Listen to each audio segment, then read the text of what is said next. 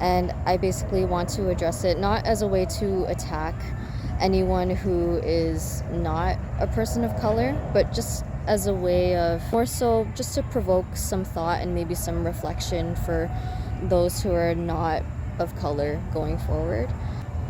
I decided to self-advocate within the school system, particularly college. Like, by the way, like this kind of behavior, this way of categorizing people just isn't great.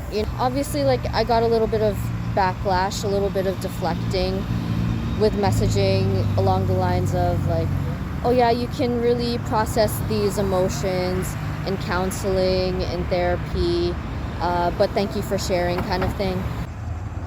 Clearly, discrimination is not only affecting like the person who is experiencing like uncomfortable things or harassment just for being of color.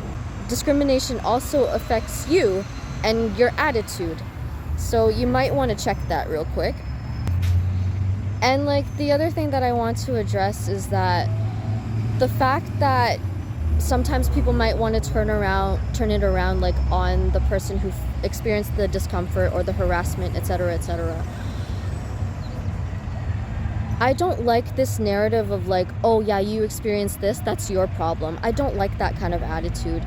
And the thing is that like you make it more so about the emotions of the person who is uncomfortable.